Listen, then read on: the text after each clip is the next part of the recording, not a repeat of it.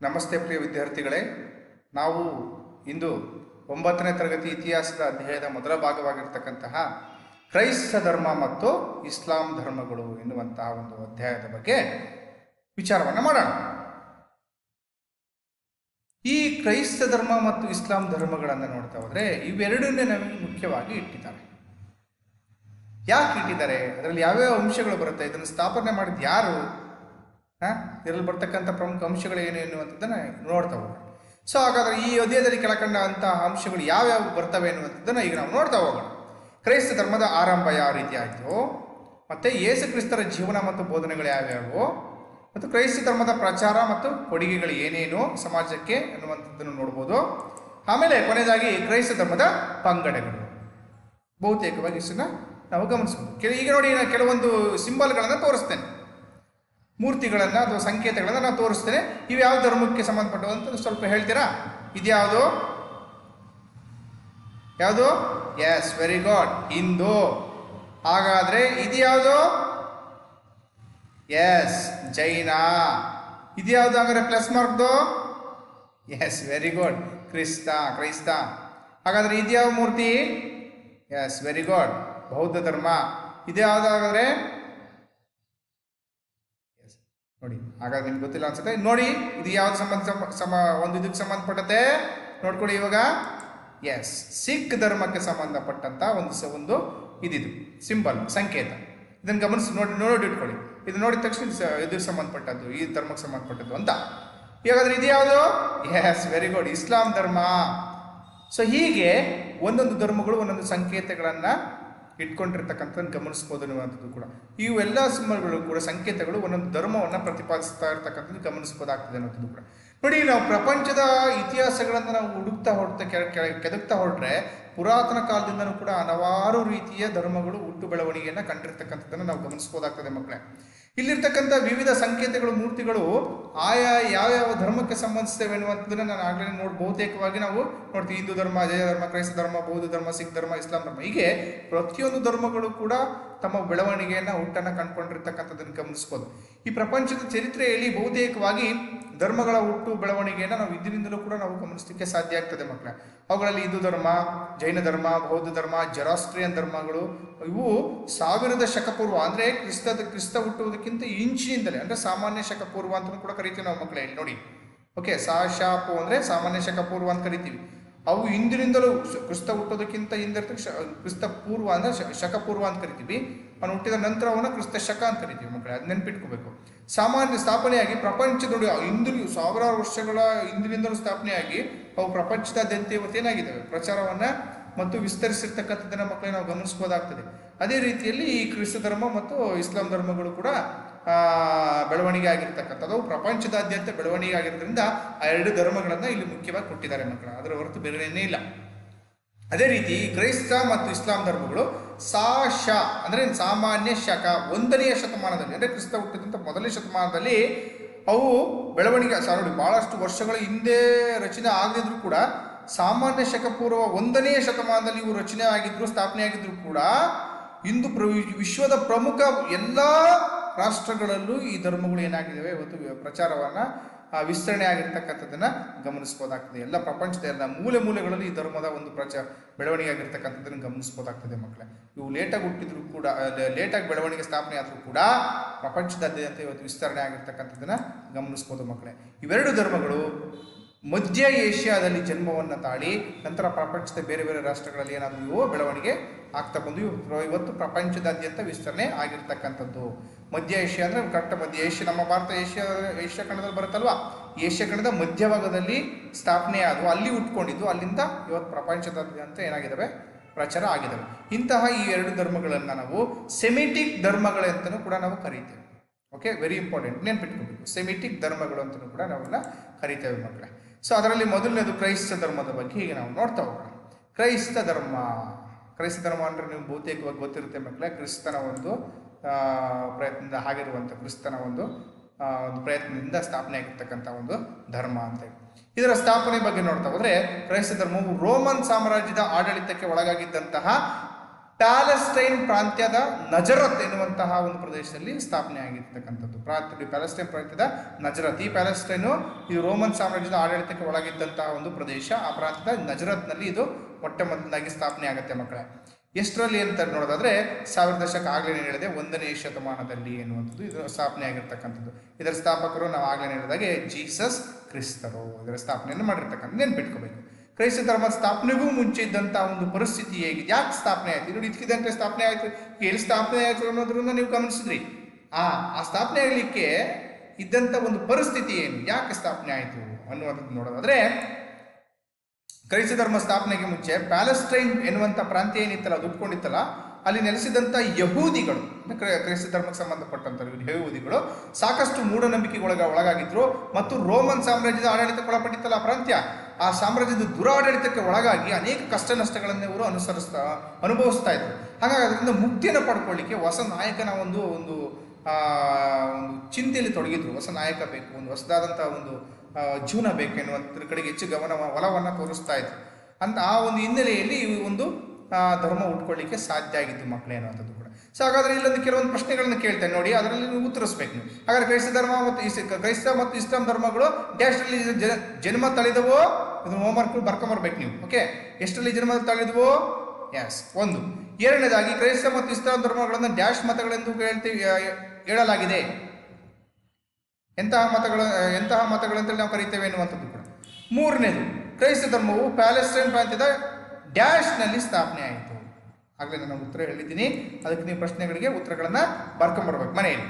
So ಈಗ ನಾವು ಇಂತಹ ಈ ಕ್ರೈಸ್ತ ಧರ್ಮದ ಸ್ಥಾಪನೆಗೆ ಕಾರಣಕರ್ತನಾದಂತಹ ಯೇಸು ಕ್ರಿಸ್ತ, ಅವನ ಜೀವನ ಮತ್ತು ಬೋಧನೆಗಳ ಬಗ್ಗೆ ನಾವು ಮಾಹಿತಿಯನ್ನು ತಿಳ್ಕೊಳ್ತಾ ಹೋಗೋಣ ಮಕ್ಕಳೇ. ನೀವು ಆಗಲೇ ಹೇಳಿದಾಗೆ ಈ ಕ್ರೈಸ್ತ ಧರ್ಮವನ್ನು ಹುಟ್ಟು ಹಾಕ್ತಾನೆ ಬಹುತೇಕವಾಗಿ ಯೇಸು ಕ್ರಿಸ್ತ ಅನ್ನುವಂಥದ್ದು ಕೂಡ. ಇವನ ಜನ್ಮ ಕಾಲವನ್ನು ನೋಡ್ತಾ ಹೋದ್ರೆ 1000 ದಶಕ 1ನೇ ಶತಮಾನದಲ್ಲಿ ಇವನ ಜನನವನ್ನು ಕಾಣಬಹುದಾಗುತ್ತೆ. ಜನ್ಮಸ್ಥಳ ಜೆರುಸಲೆಮ್ ಎನ್ನುವಂತಹ ಬಳಿಯಲ್ಲಿರ್ತಕ್ಕಂತಹ ಬೆತ್ಲೆಹ್ಯಾಮ್ ಎನ್ನುವಂಥ, ವೆರಿ ಇಂಪಾರ್ಟೆಂಟ್, ನೆನ್ಪಿಟ್ಕೋಬೇಕು. ಜೆರುಸಲೆಮ್ ಪ್ರಾಂತ್ಯದ ಬೆತ್ಲೆಹ್ಯಾಮ್ ಎನ್ನುವಂಥ ಒಂದು ಪ್ರದೇಶದಲ್ಲಿ, ಬೆತ್ಲೆಹ್ಯಾಮ್ ಅಂತ ಕರಿತೀವಿ, ಆ ಪ್ರದೇಶದಲ್ಲಿ ಇವರ ಜನನ ಆಗ್ತದೆ ಮಕ್ಕಳೇ. ಯೇಸುವಿನ ಜನ್ಮಸ್ಥಳ ಇಲ್ಲಿ ಕಾಣ್ತಿದೆ, ಬ್ಲಿಂಕ್ ಆಗ್ತಿದೆ ನೋಡಿ, ಇಲ್ಲಿ ಜೆರುಸಲೆಮ್ ಎನ್ನುವಂಥ ಪ್ರದೇಶ ಬೆತ್ಲೆಹ್ಯಾಮ್ ಅಂತ ಕರಿತೀವಿ. ಓಕೆ ನೋಡಿ, ಜೆರುಸಲೆಮ್ ಇಲ್ಲಿ ನೋಡಿ, ಇಲ್ಲೂ ಬ್ಲಿಂಕ್ ಆಗ್ತಾ ಇದೆ, ಆಮೇಲೆ ಇಲ್ಲೂ ಕೂಡ ಬ್ಲಿಂಕ್ ಆಗ್ತಾ ಇದೆ ನೋಡಿ. ಓಕೆ, ಈ ಒಂದು ಪ್ರದೇಶದಲ್ಲಿ ಇವರು ಹುಟ್ಟುತ್ತಾರೆ. ಯಾರು? ಯೇಸು ಕ್ರಿಸ್ತ. ಯೇಸು ಕ್ರಿಸ್ತರ ಜೀವನ ಮತ್ತು ಬೋಧನೆಗಳನ್ನು ನೋಡ್ತಾ ಹೋದ್ರೆ ಅದರಲ್ಲಿ ಇವರ ತಂದೆ ತಾಯಿಗಳು ಯಾರಪ್ಪ ಅಂತಂದ್ರೆ ಜೋಸೆಫ್, ತಂದೆ ಜೋಸೆಫ್, ತಾಯಿ ಮೇರಿ ಎನ್ನುವಂಥವ್ರು. ಇವರ ಶಿಕ್ಷಣದ ಬಗ್ಗೆ ನಾವು ಮಾಹಿತಿಯನ್ನು ನೋಡ್ತಾ ಹೋದರೆ, ಬಾಲ್ಯದಲ್ಲಿ ವ್ಯವಸ್ಥಿತವಾದಂತಹ ವಿದ್ಯಾಭ್ಯಾಸ ಇವರಿಗೆ ಸಿಗಲಿಲ್ಲ. ಆದರೂ ಕೂಡ ಸಿಗದೇ ಇದ್ರೂ ಕೂಡ ಇವರಿಗೆ ಅಪಾರವಾದಂತಹ ಗ್ರಹಣ ಶಕ್ತಿ ಇತ್ತು, ಬುದ್ಧಿವಂತಿಕೆ ಇತ್ತು, ತಿಳ್ಕೊಳ್ಬೇಕಾದಂತಹ ಹಂಬಲ ಇತ್ತು.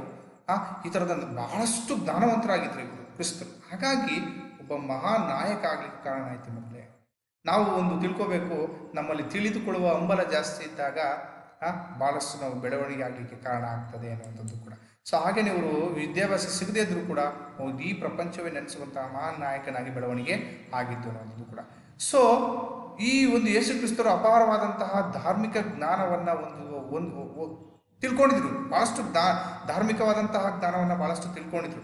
ಧರ್ಮ ಗ್ರಂಥಗಳನ್ನು, ತತ್ವಗಳನ್ನು ಸರಳವಾಗಿ ವಿವರಿಸುವಂತಹ ಕಲೆಯನ್ನು, ಅಂತಹ ಜ್ಞಾನವನ್ನು ಇವರು ಮೈಗೂಡಿಸ್ಕೊಂಡಿದ್ರು. ಹಾಗಾಗಿ ಜನರಲ್ಲಿ ಒಂದು ರೀತಿ ಪ್ರೀತಿ ವಿಶ್ವಾಸವನ್ನು ಗಳಿಸ್ಲಿಕ್ಕೆ ಕಾರಣ ಆಯಿತು. ಧರ್ಮವನ್ನು ತುಂಬ ಅರ್ಥ ಕೊಡೋದ್ಬಿಟ್ಟಿದ್ರು. ಹಾಗಾಗಿ ಅಂತಹ ಒಂದು ಧರ್ಮ ಗ್ರಂಥಗಳನ್ನು ಓದಿ ತಿಳ್ಕೊಂಡು ಸಣ್ಣ ವಯಸ್ಸಿನಲ್ಲಿ ವಿಚಾರಗಳನ್ನು ಮೂಡಿಸ್ಕೊಂಡಿದ್ದರನ್ನು ಗಮನಿಸ್ಬೋದಾಗ್ತದೆ ಮಕ್ಕಳು ಅನ್ನುವಂಥದ್ದು ಕೂಡ. ಸೊ ಇಂತಹ ಈ ಯೇಸುರವರು ಒಮ್ಮೆ ಇಂತಹ ಸಂದರ್ಭದಲ್ಲಿ ಜೀಸಸ್ರು ತನ್ನ 30ನೇ ವಯಸ್ಸಿನಲ್ಲಿ ಜಾನ್ ಬ್ಯಾಪ್ಟಿಸ್ಟ್ ಎಂಬುವರ ಪ್ರಭಾವಕ್ಕೆ ಒಳಗಾಗಿ ಅವರಿಂದ ದೀಕ್ಷಾ ಸ್ಥಾನವನ್ನು ಪಡ್ಕೊಳ್ತಾರೆ. ಯಾರು? ಜಾನ್, ಅಥವಾ ಅವ್ರ ಪೂರ್ಣ ಹೆಸರು ಜಾನ್ ಬ್ಯಾಪ್ಟಿಸ್ಟ್ ಅಂತ ಕರಿತೀವಿ. ಸೊ ಇವರಿಂದ ದೀಕ್ಷಾ ಸ್ಥಾನವನ್ನು ಪಡ್ಕೊಳ್ತಾರೆ. ನೋಡಿ, ಯಹೂದಿಗಳು ತುಂಬ ಕಷ್ಟ ಅನುಭವಿಸ್ತಾ ಇದ್ದಿದ್ದರಿಂದ ಹೊಸ ನಾಯಕನ ಒಂದು ಬೆಳವಣಿಗೆಗೆ ಅವರು ತುಂಬ ಹಂಬಲವನ್ನು ವ್ಯಕ್ತಪಡಿಸಿದ್ರು. ಅಂತಹ ಸಂದರ್ಭದಲ್ಲಿ ಯಹೂದಿಗಳ ಧರ್ಮಗುರುವಾಗಿರ್ತಕ್ಕಂತಹ ಈ ಜಾನ್ ಎನ್ನುವಂಥವ್ರು ಏನಿದ್ದಾರಲ್ಲ, ಬಹುತೇಕವಾಗಿ ಆ ಜಾನ್ ಎನ್ನುವಂಥವರಿಂದ ಇವರು ದೀಕ್ಷಾ ಸ್ಥಾನವನ್ನು ಪಡ್ಕೊಳ್ತಾರೆ. ದೀಕ್ಷಾ ಸ್ಥಾನ ಅಂತಂದರೆ ಒಂದು ರೀತಿ ಆ ಧರ್ಮದ ಒಂದು ಏಳಿಗೆಗಾಗಿ, ಒಬ್ಬ ನಾಯಕನ ಒಂದು ಬೆಳವಣಿಗೆಗಾಗಿ ಈ ದೀಕ್ಷೆಯನ್ನು ಪಡ್ಕೊಳ್ತಾರೆ. ದೀಕ್ಷೆ ಪಡ್ಕೊಳ್ಳೋದು ಅಂತ ಕೇಳಿದಿರಲ್ಲ, ಆ ದೀಕ್ಷಾ ಸ್ಥಾನವನ್ನು ಇವರಿಂದ ಪಡ್ಕೊಳ್ತಾರೆ. ವೆರಿ ಇಂಪಾರ್ಟೆಂಟ್, ಒಂದು ಮರ್ಸಿ ಕೇಳ್ತಾರೆ, ನೆನ್ಪಿಟ್ಕೋಬೇಕು. ಸೊ ಈ ರೀತಿ ದೀಕ್ಷಾ ಸ್ಥಾನವನ್ನು ಜಾನ್ ಅವರಿಂದ ಪಡ್ಕೊಂಡಂತಹ ಈ ಯೇಸು ಕ್ರಿಸ್ತರು ದೀಕ್ಷೆಯನ್ನು ನೀಡಿದಂತಹ ಜಾನ್ ಜೀಸಸ್ರನ್ನ ದೀಕ್ಷಾಸ್ಥಾನವನ್ನು ಕೊಟ್ಟ ಮೇಲೆ ಇವರನ್ನ ಮಸೀಹ ಅಂತೇಳಿ ಕರೆದ್ರು. ಮಸೀಹ ಅಥವಾ ಮಹಾರಕ್ಷಕ ಅಂತೇಳಿ ಇವರನ್ನು ಕರೀತಾರೆ. ಯಾರು? ಜಾನ್ ರವರು ಇವರನ್ನು ಕರೀತಾರೆ. ಯಾಕೆಂದರೆ ಅಂತಹ ಅಪಾರವಾದ ಪಾಂಡಿತ್ಯವನ್ನು ಇವರಲ್ಲಿ ಗುರುತಿಸಿದ್ರು ಇವರು. ಯಾರು? ಜಾನ್ ರವರು. ಒಬ್ಬ ನಾಯಕನಾಗ್ತಾನೆ, ಯೇಸು ಕ್ರಿಸ್ತ ಒಬ್ಬ ಉತ್ತಮ ನಾಯಕನಾಗ್ತಾನೆ, ಈ ಕ್ರಿಸ್ತ ಧರ್ಮವನ್ನು ಬೆಳೆಸ್ತಾನೆ ಎನ್ನುವಂತಹ ಜ್ಞಾನವನ್ನು ತಿಳ್ಕೊಂಡು ಇವರನ್ನ ದೀಕ್ಷಾಸ್ಥಾನವನ್ನು ಕೊಡ್ತಾರೆ. ಅದಾದ ಮೇಲೆ ಇವರನ್ನು ಮಸೀಹ ಅಂತ ಕರೀತಾರೆ. ಅಂದರೆ ರಕ್ಷಕ, ಮಹಾರಕ್ಷಕ. ಯಾವುದರ ಮಹಾರಕ್ಷಕ?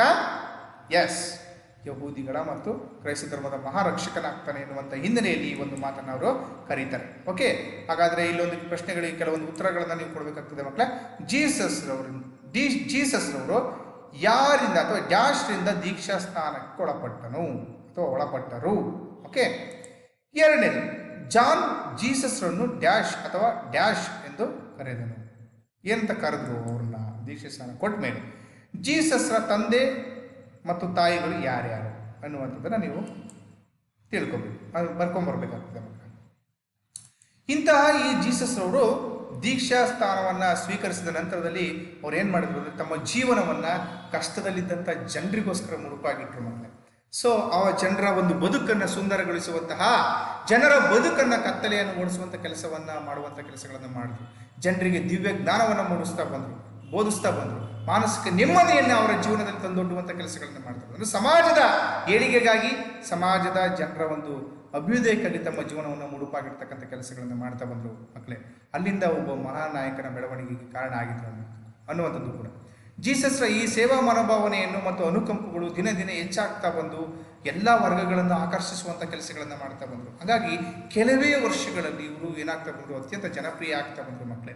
ಕ್ರಮೇಣ ಅವರು ಜನರ ದೃಷ್ಟಿಯಲ್ಲಿ ಯಾವ ರೀತಿ ಸ್ಥಾನವನ್ನು ಪಡ್ಕೊಂಡ್ರಪ್ಪ ಅಂದರೆ ದೈವತ್ವದ ಸ್ಥಾನವನ್ನು ಪಡ್ಕೊಂಡ್ರು. ದೇವರ ರೀತಿಯಲ್ಲಿ ಇವ್ರನ್ನ ಪೂಜಿಸಲಿಕ್ಕೆ ಶುರು ಮಾಡ್ತಾ ಬಂದರು ಮಕ್ಕಳೇ.